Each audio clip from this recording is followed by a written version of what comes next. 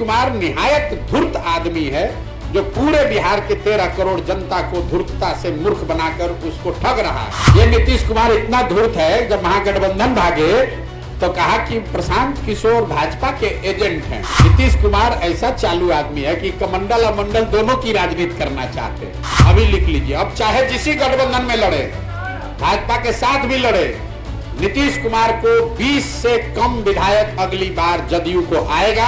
आज जितने हमारे मुसलमान भाई हैं, भाजपा विरोधी जो लोग हैं बिहार में, उनको इसका चेहरा पहचानना चाहिए कि आदमी कितना बड़ा धोखेबाज है। किसी अपने पार्टी के दलित महादलित साथी को फाइनेंस मिनिस्टर बना दें, शिक्षा मंत्री बना दें, हम देखते हैं। अगर चुनौती दे रहे हैं, अगर बना दे तो मान जाएंगे। मैं दावे के साथ कैमरे पर कह रहा हूं कि अगर किसी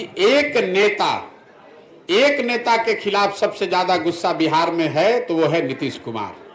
आप किसी भी वर्ग से बात कीजिए, किसी सामान्य नेता से, पब्लिक से, उनके अपने सपोर्टर, वोटर और पार्टी के नेताओं से बात कीजिए, हर आदमी नीतीश कुमार के लिए आज अपशब्द और गलत बात कह रहा है। और ये ऐसा मत समझिए कि बिहार की जनता समझती नहीं है। यही नीतीश कुमार हैं, 2010 में इनके नाम और चेहरे पर बिहार की जनता ने 206 विधायक जिताया था।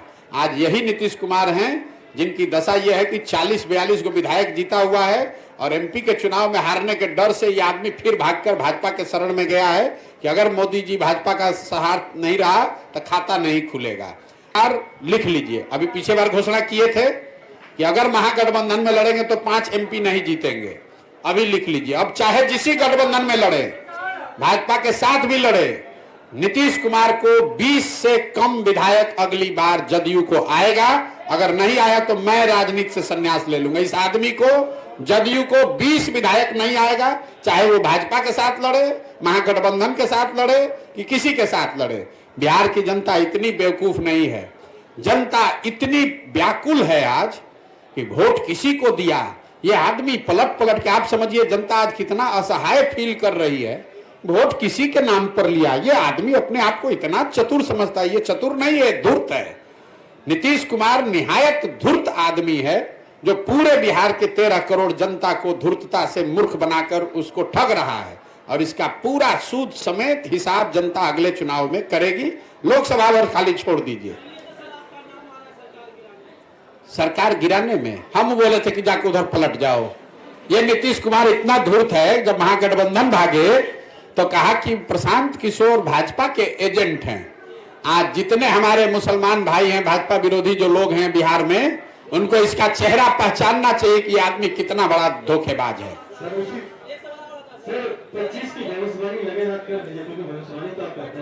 भविष्यवाणी नहीं करते हैं ये तो आप जानते हैं कि प्रशांत किशोर भविष्यवाणी नहीं करता है। सुनिए मेरी बात, मैंने जीवन में सिर्फ एक बार, बिहार आने से पहले सिर्फ एक बार भविष्यवाणी की थी, बंगाल के चुनाव को लेकर। जब पूरे देश के लोगों ने कहा कि भाजपा को 200 सीट आएगा, तो हमने कहा कि इनको 100 नहीं आएगा और 100 से ज्यादा आएगा तो संन्यास ले लेंगे। भाजपा को आया 77। मैंने बिहार में आकर दूसरी घोषणा की कि नीतीश कुमार महागठबंधन में नहीं टिकने वाला है, अगर टिक के लड़ेगा तो 5 एमपी नहीं आएगा। महागठबंधन से पहले छोड़कर भाग गए, 2 तो ठीक हो गया।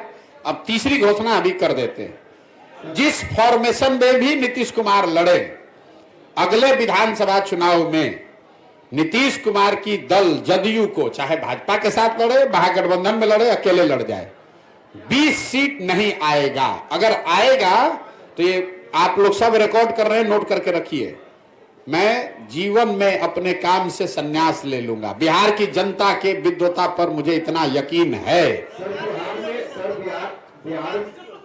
फिर भाई हम जितना घोषणा कर रहे हैं उतने सुनो। इसलिए उसको 20 से कम सीट आएगा नीतीश कुमार को, क्योंकि जनता ये सुनिश्चित करना चाहती है कि नीतीश कुमार को इतना कम सीट दो कि कोई गणित लगा के ये आदमी फिर से मुख्यमंत्री न बन जाए। बिहार में जो जातीय जनगणना हुई है, बिहार वासियों को कितना इससे क्षति भरना पड़ेगा, और क्या आप इसे सही मान रहे हैं गलत? देखिए नीतीश कुमार, लोग कोई कहता है कि भाजपा जात धर्म का, कमंडल का राजनीति करता है, ये मंडल की राजनीति करते हैं। नीतीश कुमार ऐसा चालू आदमी है कि कमंडल और मंडल दोनों की राजनीति करना चाहते हैं। इनको कोई फायदा नहीं होगा। मैंने पहले भी कहा है, जातिगत सर्वे से नीतीश और लालू ने ये दिखाया कि उन्होंने अपना प्रमाण, अपना कीचड़ अपने मुंह पर लगाकर दिखाया कि 30 वर्ष से जिन जातियों के नाम पर वो राजनीति करते रहे हैं, उनके भलाई के लिए, उनके बेहतरी के लिए इन दोनों लोगों ने कुछ नहीं किया है। अगर उनकी हकमारी हुई है, जो कि आंकड़ों में दिख रहा है, इन्हीं के आंकड़ों में दिख रहा है, तो हकमारी किसने की है? पिछले 32 साल से तो लालू और नीतीश ही सत्ता में हैं। इन्होंने उनको कोई जगह नहीं दी, उनको कोई विभाग नहीं दिया, उनको संसाधन नहीं दिए, उनके बच्चों के पढ़ाई की व्यवस्था नहीं की, उनको रोजगार नहीं दिया, उनके नाम पर राजनीति की, उनके राजनीति पर कुर्सी पर बैठे। तो जनता उसको देख चुकी है। और अगर अभी तक जो लोग बता रहे थे कि जातिगत सर्वे इतना बड़ा मास्टर स्ट्रोक है कि नीतीश कुमार ही उससे, तो इनको भागने की जरूरत क्या पड़ी? हम तो ये बात पहले से घोषणा कर रहे हैं कि जातिगत सर्वे का इनको नुकसान होगा, क्योंकि सब ने देख लिया कि तुम जाति की बात करते हो, जाति की गणना करते हो, उसके लिए करते कुछ नहीं हो, मलाई मारते हो तुम और लालू जी। इसलिए भैया अगर इनको दम था तो अभी फिर सरकार बनाए हैं।